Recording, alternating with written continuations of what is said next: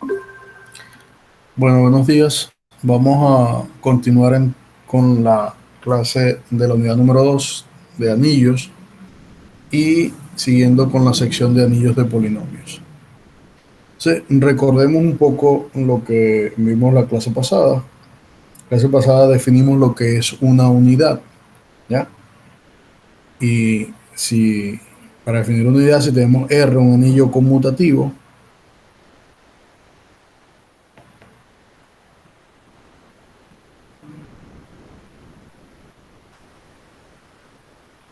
con identidad,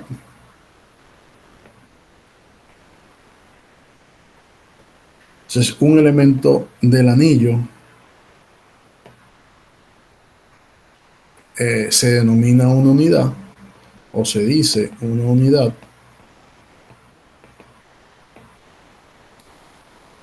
si ese elemento es invertible.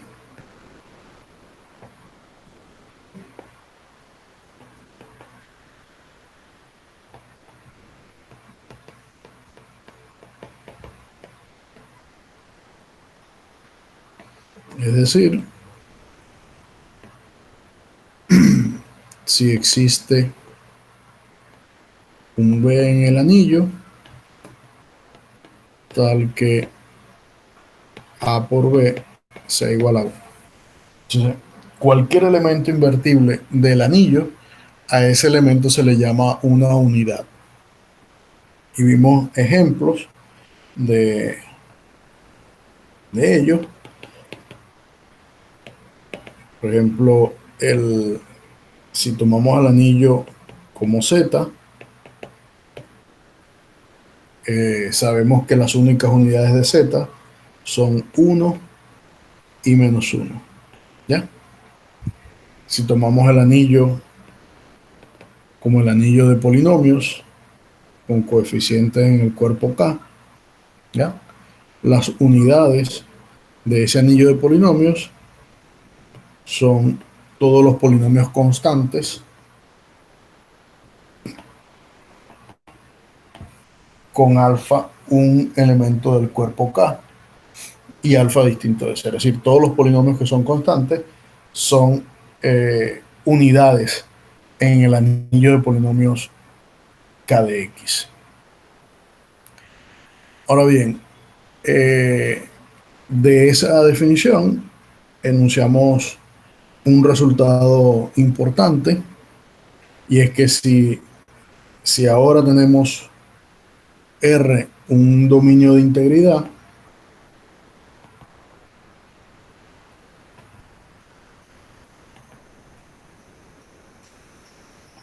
y tenemos dos elementos de R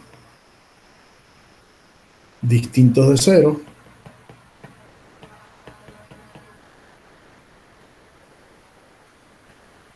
que cumplen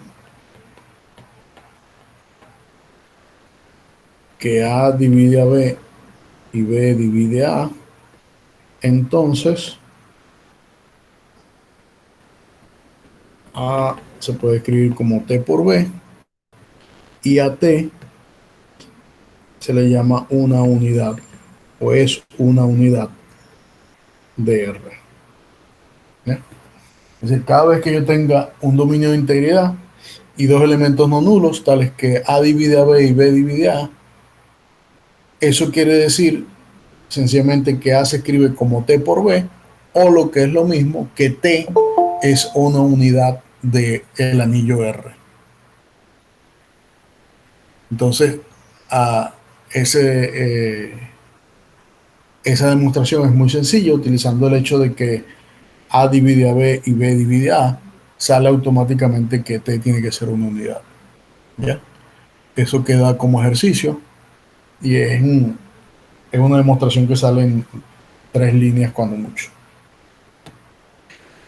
Bien, ahora vamos a definir lo que significa que dos elementos estén asociados. ¿Ya? Esa definición va a estar ligada a lo que nosotros conocemos como múltiplos. ¿Ya?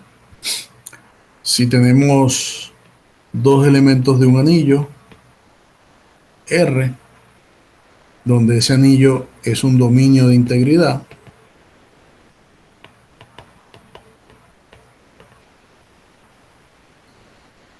con identidad, evidentemente, porque estamos hablando de unidades con identidad, y A se escribe como T por B para alguna unidad T,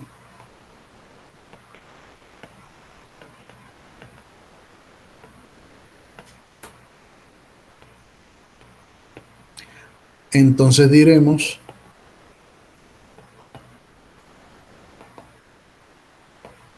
que A y B son asociados. ¿Ya?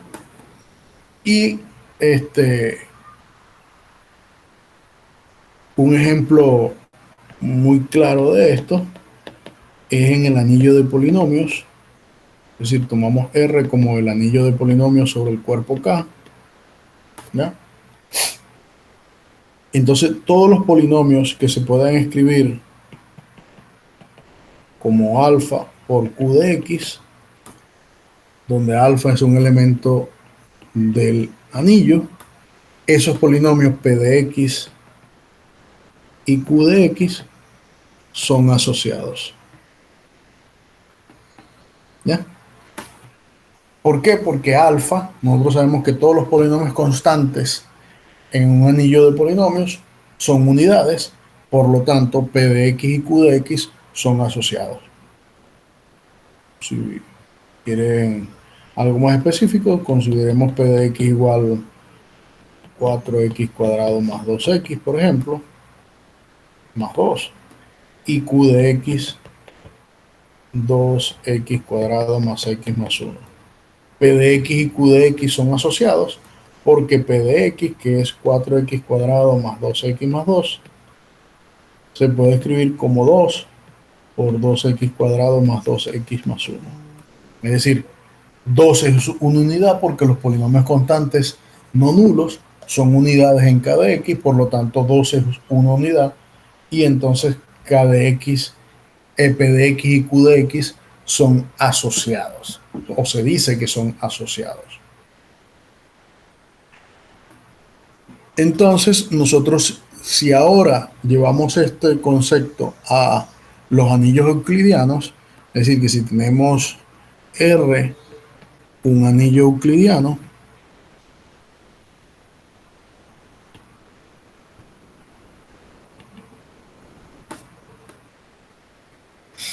y tomamos dos elementos en R, de más está decir que esos elementos tienen que ser no nulos, ¿ya? Y entonces, si B no es una unidad,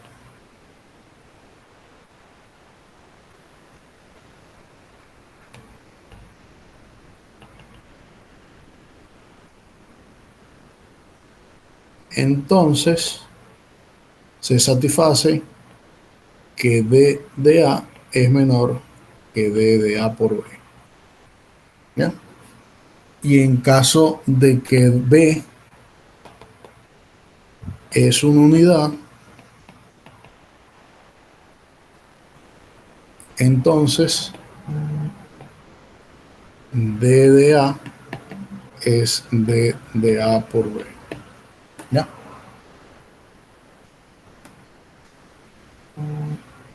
Tenemos entonces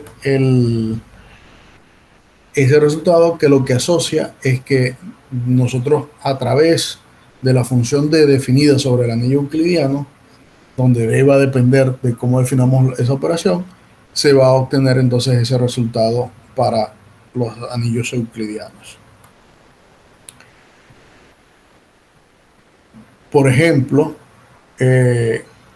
esto lo que nos está diciendo es una relación que hay entre los números primos. Por ejemplo, si tomamos Z, el anillo Z, el ejemplo, la relación que hay entre los números compuestos y los números primos. Un número, dos números son primos, entonces ellos no están asociados. ¿ya? En cambio, si no son primos, sino que son compuestos, se puede decir que ellos se han asociado y que ese elemento es lo que se conoce como una unidad. ¿Ya? Que es la definición siguiente. Tenemos R, un anillo euclidiano,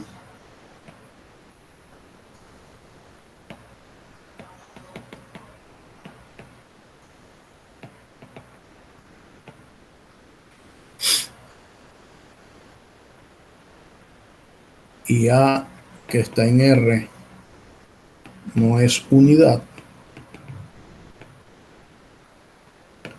Entonces, diremos que A es primo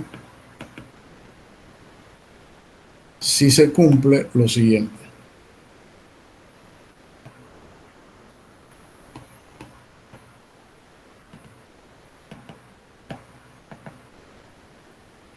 Que existen B y C en el anillo,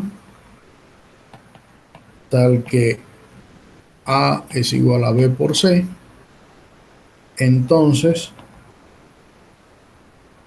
B es una unidad o C es una unidad. Es decir, si eso ocurre en cualquiera de los casos, o B es una unidad o C es una unidad. Entonces se dice que esos elementos son primos. ¿Ya?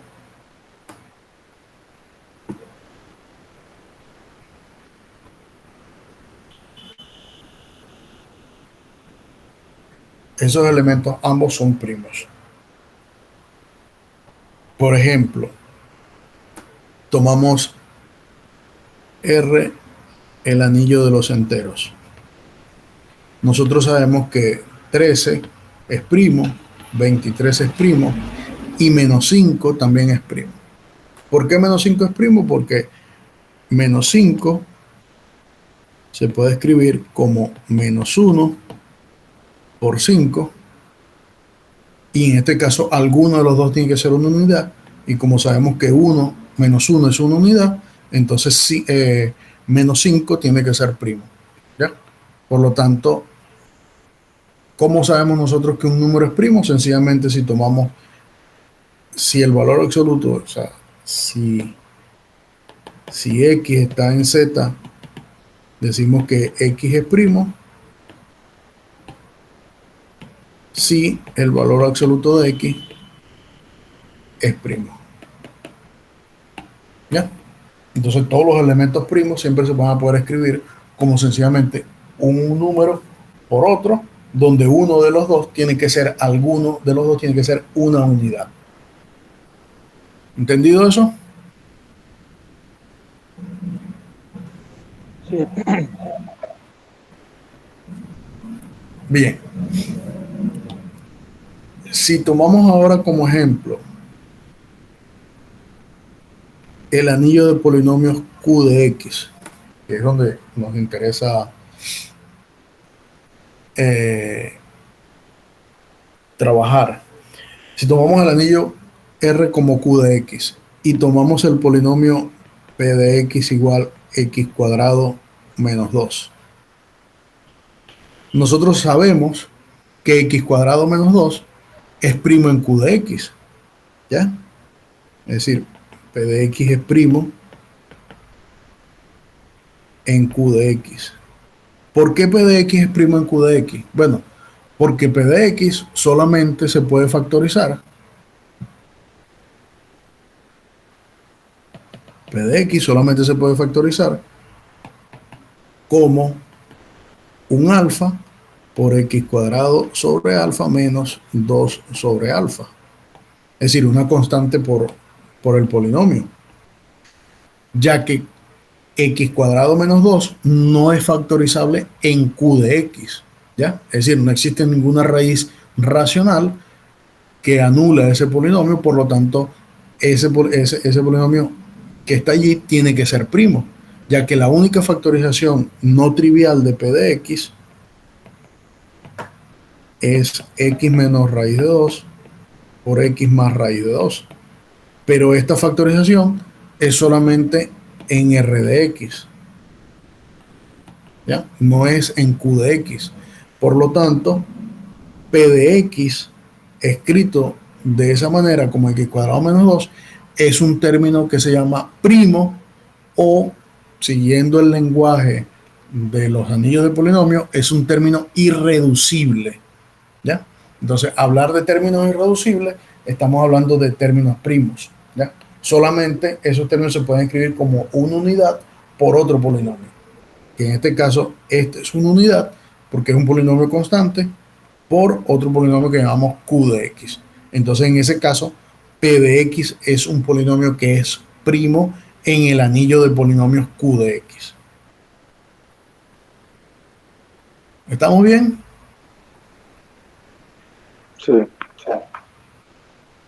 Entonces, siempre que la factorización del polinomio se salga del anillo, es irreducible.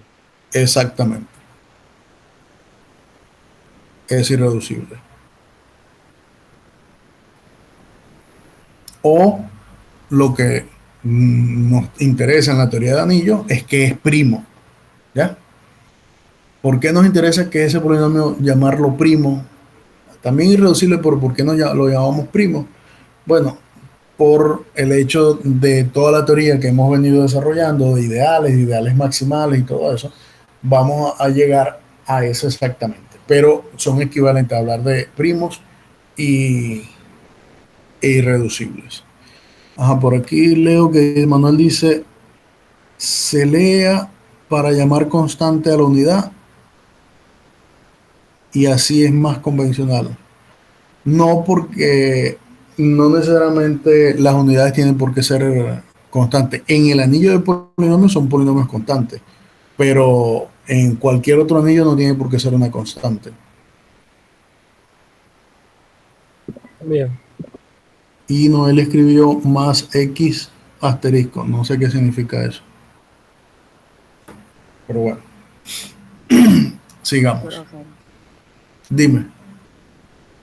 lo que no escribió fue que ahorita cuando se factorizó el polinomio, se le fue un 2 y ella lo corrigió en el chat. ¿Dónde? Ya pasó, eso fue ahorita, en el otro, aquí abajo. Es X más X, no más 2X. Ok, ya sí. Ya lo dejo. Así. Bien. Ya aprendí cómo pasar de una página a otra. Claro, qué bueno, porque yo dije, ay, pero profesor es tramposo. En estos días yo le dije esto, yo lo estoy echando. Y yo dije, déjalo tranquilo. Ahorita yo mando No, su no, no. correo. Ya aprendí, ya aprendí. Todo es un Ah, aprendizaje. Ya yo ok. se lo iba a decir, no dije que no se devuelve. Ah, aprendí en estos días, así que no peleen. Muy bien. Ok, ¿Y cómo se llama esa aplicación de pizarra? esto se llama, eh, no me acuerdo cómo se llama, whiteboard, o sea, pizarra blanca. Ok, Ya. entonces de esta definición que acabamos de ver de elemento primo, tenemos entonces la siguiente proposición, que vamos a ver si la reconoce. Sea R un anillo euclidiano y A un elemento de R donde A no es una unidad, entonces A se puede escribir como P1 por P2 por P3 por P sub K, donde los P sub I son elementos primos de R. ¿Cómo se llama este resultado que está aquí? Eso se relaciona con el teorema fundamental de la aritmética. Eso que todo número Ese, compuesto. ese es Ese, el teorema fundamental de la aritmética. Eso que está ahí es el teorema fundamental de la aritmética. ¿Ya? Que todo número que no sea una unidad se puede escribir sencillamente como un producto de factores primos. Entonces, dime, Manuel. yo iba a decir que cuando usted anunció algo parecido, creo, la clase pasada, yo había comentado, ¿verdad? Que todo número compuesto, y usted me corrigió, me dijo que no necesariamente tiene que ser número compuesto, que tiene que ser que los primos también se pueden factorizar. Entonces, yo le había dicho que ese caso, y usted me dijo que sí, entonces ahora te dice que no sea una unidad, entonces también la unidad pueden representarse como la unidad por el mismo, ¿no? ¿Cómo? Que yo te dije qué cosa. Yo no te dije eso. Pues te dijo que cuando yo dije la que era que un número compuesto se puede expresar como factor primo, o te dijo que no necesariamente tiene que ser compuesto porque también los primos se factorizan y eso. No, yo no dije nunca que los primos se factorizan. Eso sería contradecir el teorema fundamental de la aritmética. Ah, ok, ya.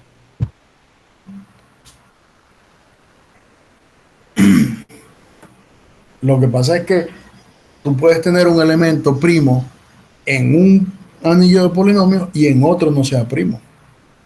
¿Ya?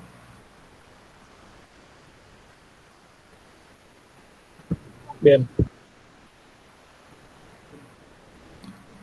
Muy bien. Entonces, con este resultado, que es el teorema fundamental de la aritmética, entonces nosotros podemos hacer similar a lo que se presenta en aritmética, que es con referencia a lo que es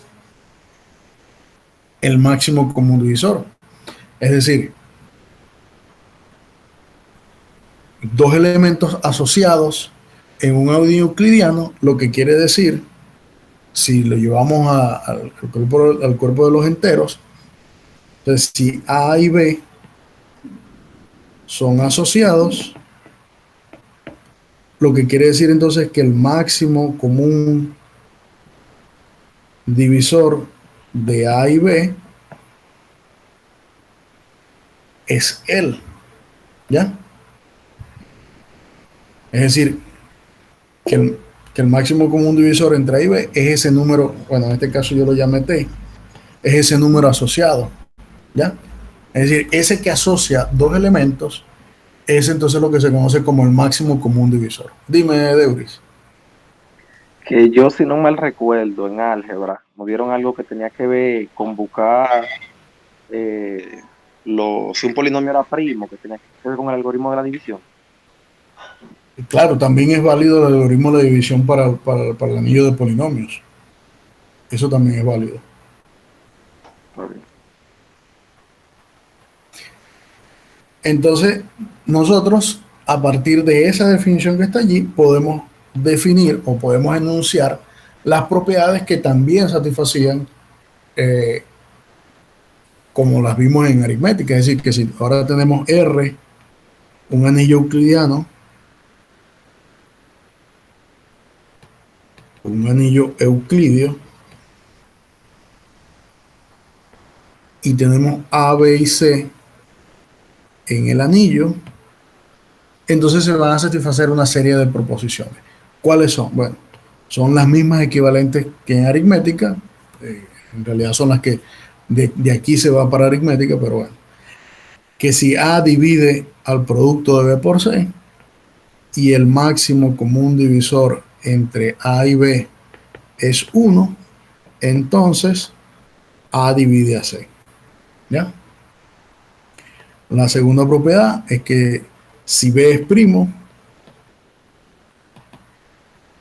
en R, entonces B divide a A, o el máximo común divisor entre A y B es 1.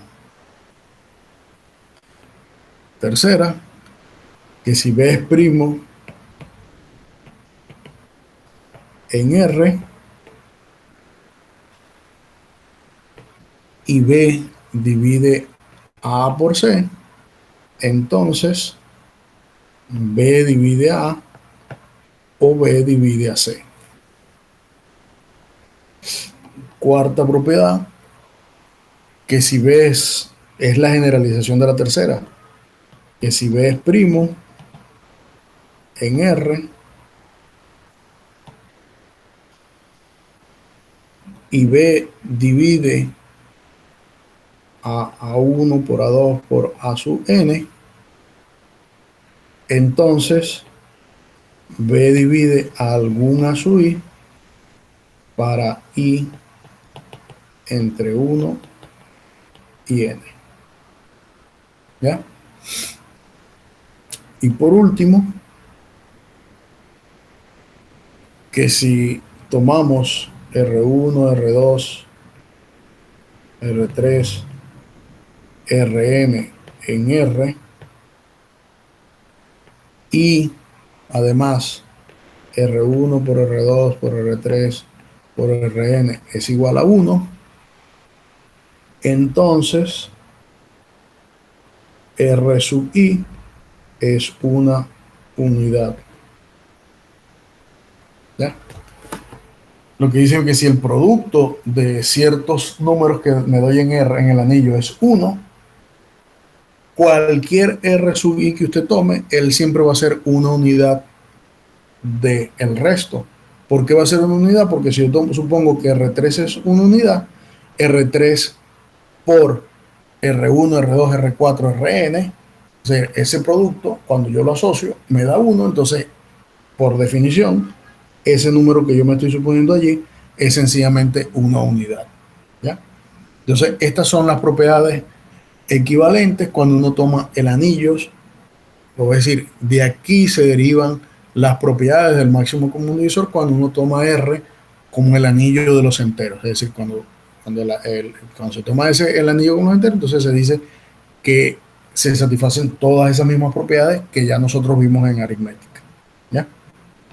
Al igual que vimos en aritmética, la definición de primos relativos, es decir, nosotros sabíamos que dos primos eran relativos o también conocidos como coprimos si el máximo común divisor entre los dos era 1. O sea, cuando toma R el anillo de los enteros, dos números cualesquiera, n y m, se dice que son comprimos si el máximo común divisor entre ellos dos es 1.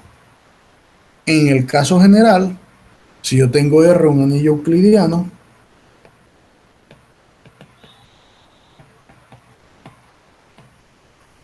y me tomo dos elementos no nulos en R, entonces yo diré, o diremos, que A y B son primos relativos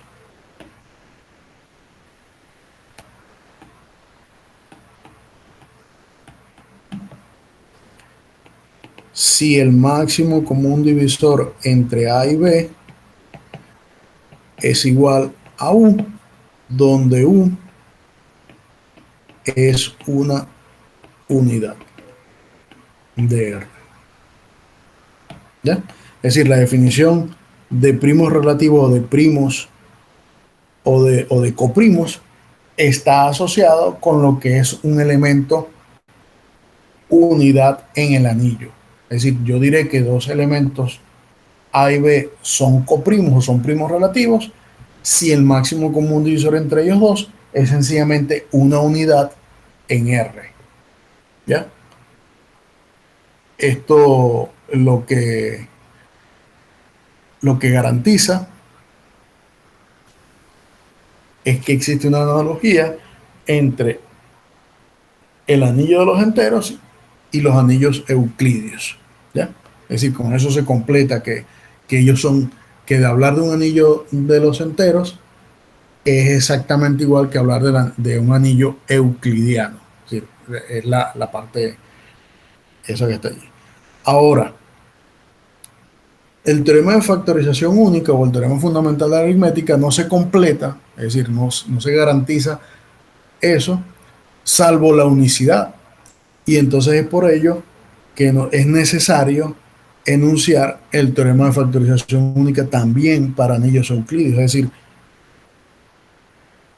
que ahora me interesa a mí tener un teorema de factorización única.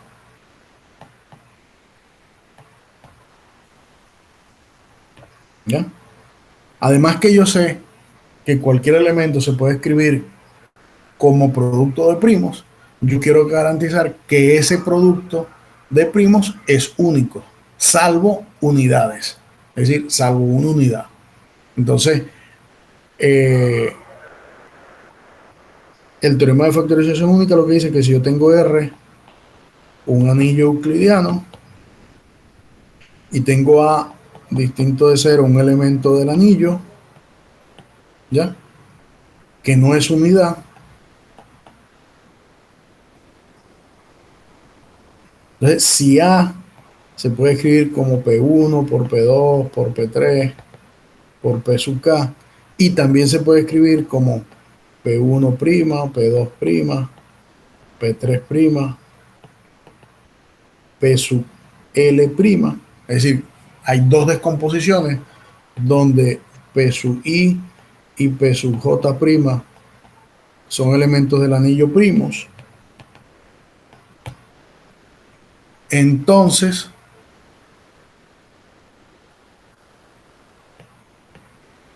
P sub I es asociado a algún P sub J'. ¿Ya? Es decir, que existen, que si eso se puede escribir así, quiere decir que los elementos son asociados. Es decir, que la descomposición en factores primos es única, salvo unidades sobre el anillo euclidiano. Y con esto entonces completaríamos lo que es el teorema fundamental de la aritmética, que dice que todo número primo se puede descomponer como un producto de factores primos únicos. Es decir, que no existe otra factorización distinta a esa que está allí. Es decir, que son únicos, salvo unidades. Entonces, con esto completaríamos lo que sería lo relacionado a toda la álgebra que está mezclada a la aritmética en los enteros del teorema de factorización única, de divisibilidad, etcétera, etcétera, etcétera, etcétera. ¿Entendido eso que está allí? Hasta aquí. Sí.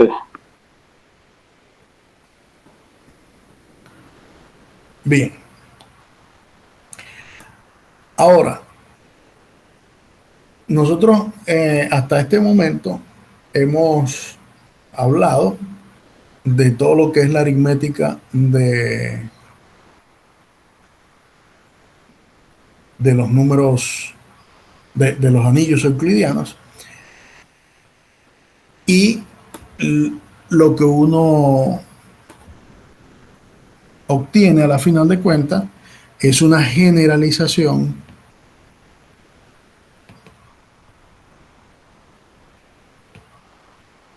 de lo que se conoce como el teorema fundamental de la aritmética. El que nosotros estudiamos en aritmética es un caso particular de la generalización del teorema fundamental de la aritmética. ¿Ya? Es decir, nosotros lo estudiamos en Z. El teorema fundamental de la aritmética nosotros lo estudiamos cuando el anillo es el anillo Z.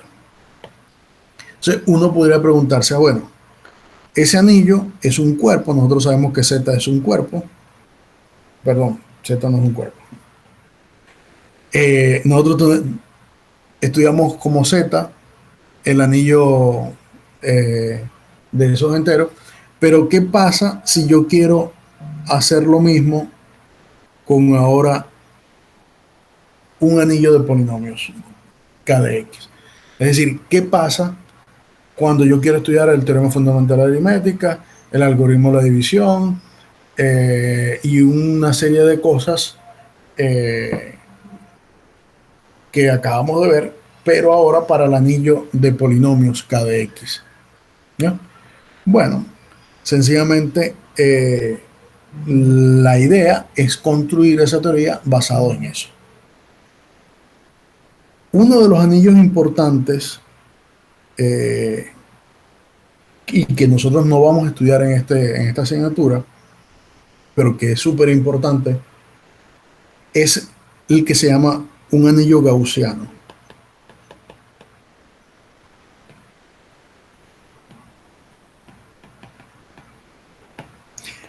El anillo gaussiano es un anillo que se denota por J de I.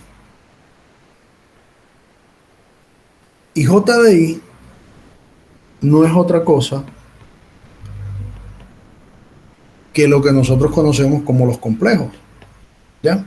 Es decir, es el anillo de los elementos de la forma A más BI, donde A y B están en Z, y además I cuadrado igual a... Es un anillo que se llama el anillo de los enteros gaussianos, o el anillo gaussiano, que define el cuerpo de los complejos. Ahora, la teoría que vamos a mostrar vale exactamente para cualquier anillo ahora que nosotros vamos a trabajar, incluyendo los anillos gaussianos.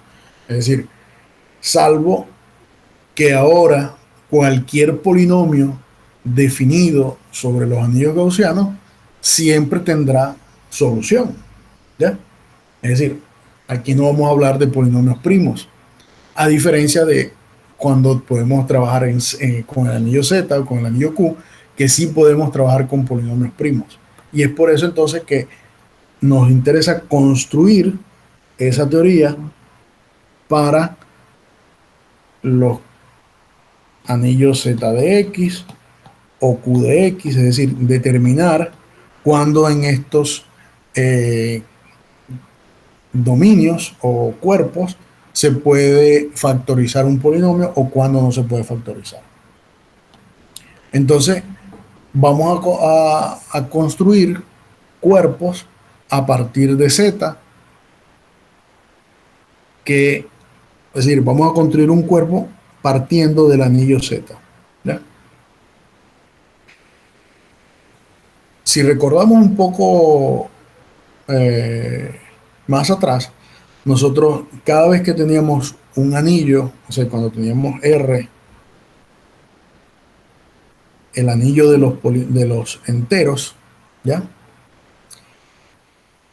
Nosotros sabíamos que los ideales maximales de R eran de la forma P por Z con P',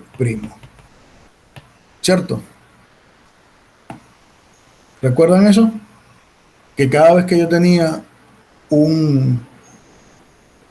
el cuerpo Z y tenía un primo cualquiera P, el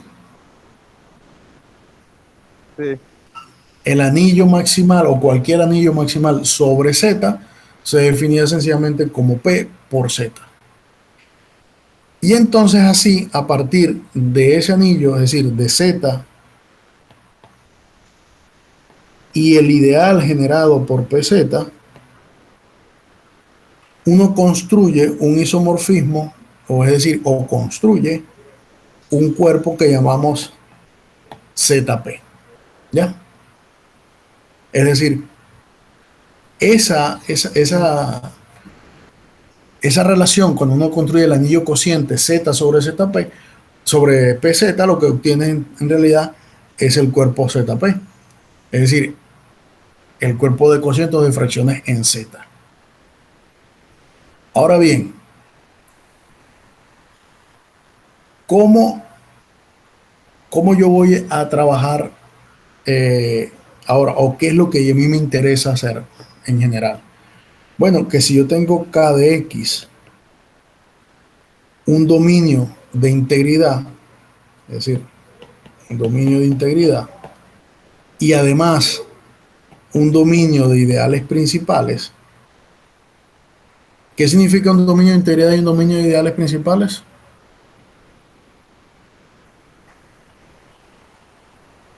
El de integridad que no tiene divisores de cero.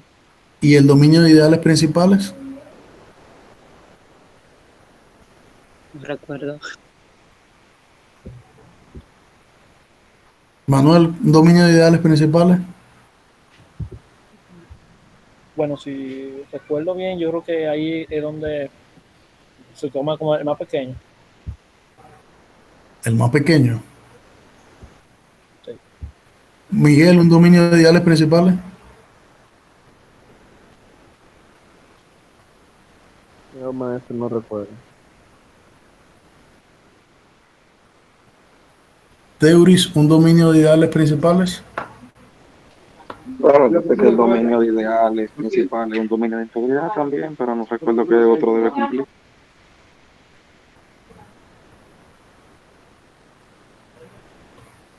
Ay, Dios mío. Estamos mal. ¿Qué es un dominio de ideales principales? No es un dominio donde todos sus ideales son maximales.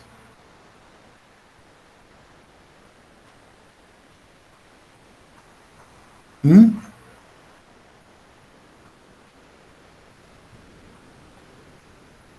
Vamos a ponerle la definición para que se la aprendan.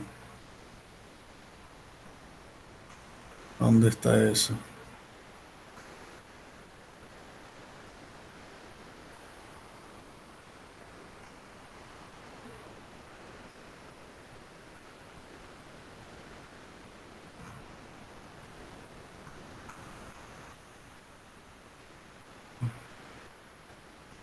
Vamos a buscárselo aquí.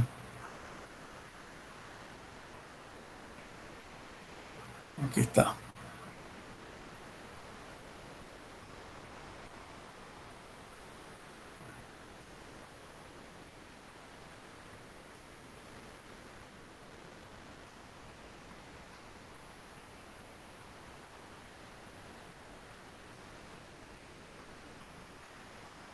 Dominio de ideales principales.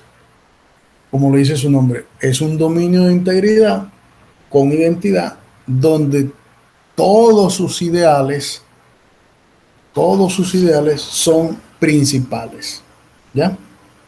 Es decir, cualquier ideal de I es sencillamente un ideal principal. ¿Y qué es un ideal principal?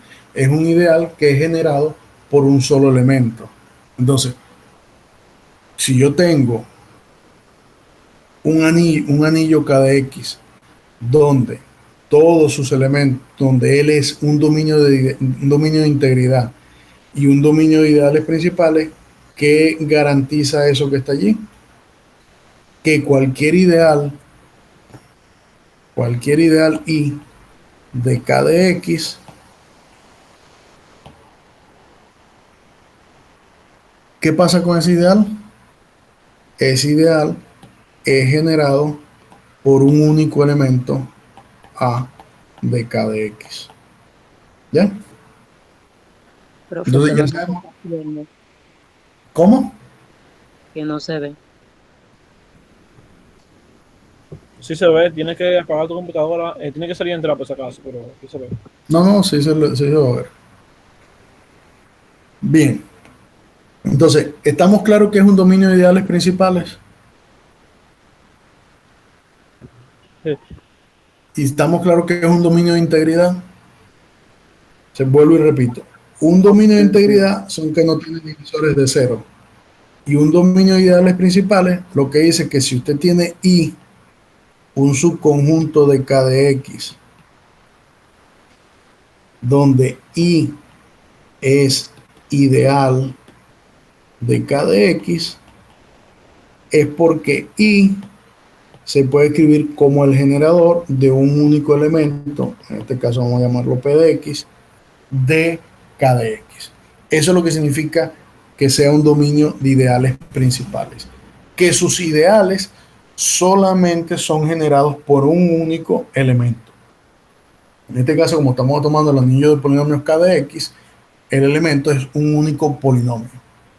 ¿Entendido? Yes. Sí. Muy bien. Entonces, ¿cómo queremos nosotros asociar eso que está allí con lo que hemos visto hasta el momento? Bueno, de la siguiente manera, que si ahora yo tengo K de X Voy a escribirlo de nuevo. Cada X un dominio de integridad y un dominio de ideales principales y un ideal de cada X. Entonces,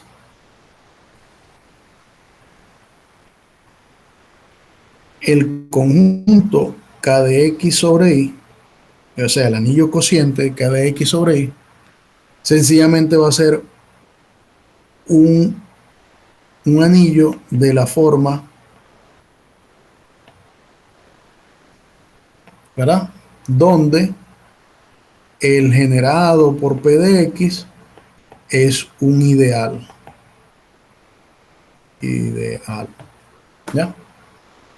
Y nosotros sabemos de la teoría que si ese ideal es maximal, es decir, si el ideal generado por P de X es maximal, entonces K de X sobre el ideal generado por P de X es un cuerpo, ¿ya?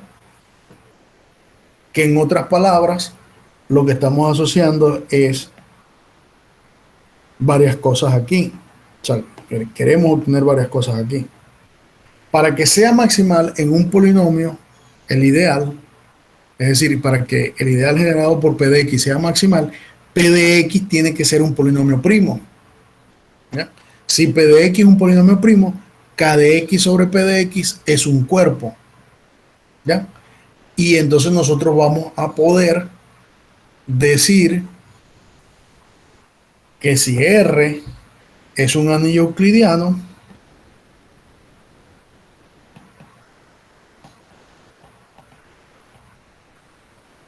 y es maximal,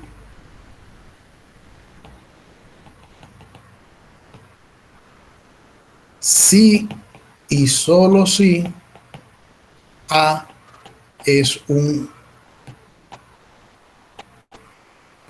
elemento primo en R. Es decir, lo de arriba lo vamos a poder garantizar cuando el elemento P de X, en este caso, sea un elemento primo en R. O sea, esa es la idea, tratar de construir ese cuerpo donde ese polinomio sea maximal, es decir, que él sea primo en K de X. ¿Estamos bien hasta allí? Sí.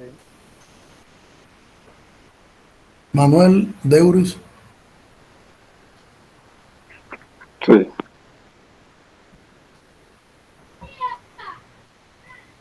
Yes. Muy bien. Entonces, ¿con qué intención se hace eso? Bueno, por ejemplo, supónganse que tienen Q de X y tienen el polinomio P de X igual a X cuadrado menos 2.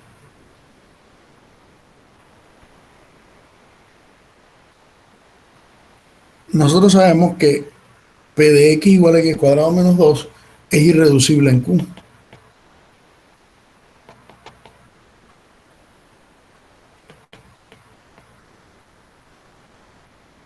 ¿Sí? Por lo tanto, el ideal generado por P de X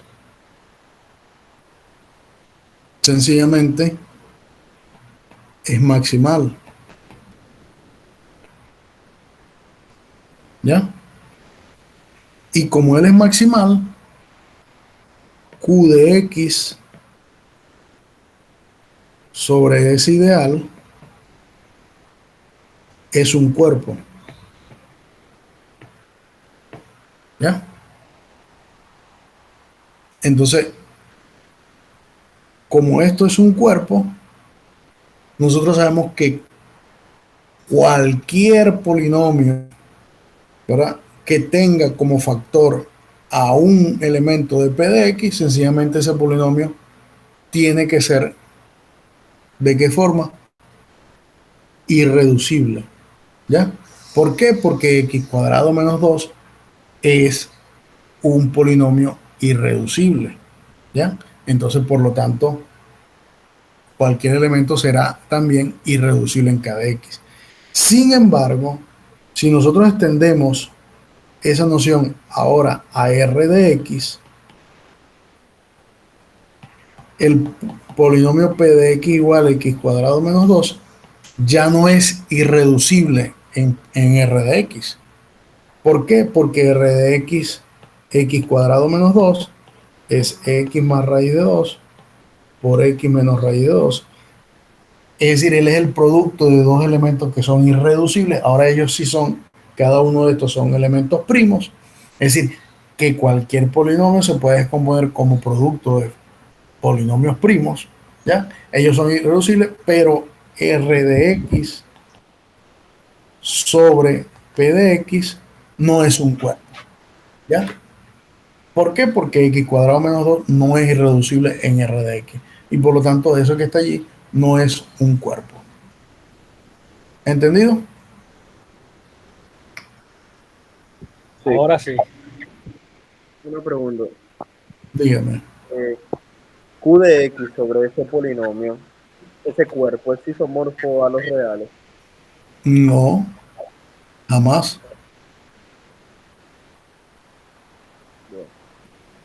No, porque aquí hay, recuerda que Q no puede ser primero, no puede ser a los reales, en todo caso sería a R de X. O sea, porque tiene que ser isomorfo a un anillo con características similares. Como es un anillo de A polinomio, eso me refería también. al anillo de polinomios R de X. No puede ser isomorfo porque hay elementos aquí, si tú tratas de construir un isomorfismo entre Q de X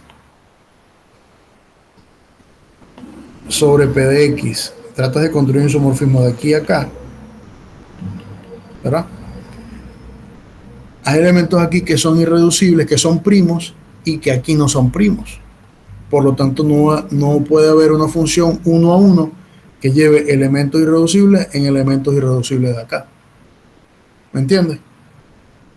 Porque si son isomorfos, quiere decir que mantienen la misma estructura. Es decir, mantienen la misma estructura. Si un elemento es irreducible en un anillo, tiene que ser irreducible en el que es isomorfo a él también. Por lo tanto, no existe un isomorfismo entre ellos dos. Muy bien. Muy bien. Bueno, vamos a dejar la clase de hoy hasta aquí, ¿ya? Porque sé que algunos tienen otras actividades. Pero mañana vamos a continuar con esto que está acá y lo que es irreducibilidad de polinomios en Q de X. Y creo que con eso sí, con eso terminaríamos entonces lo que es la unidad número 2. Espero que mañana la podamos culminar. Y bueno, les digo de ahorita que pongan a estudiar, que lo que viene es sencillo, pero hay que estudiarlo. Entonces, bueno, que pasen feliz mañana y nos vemos mañana a las 8 de la mañana.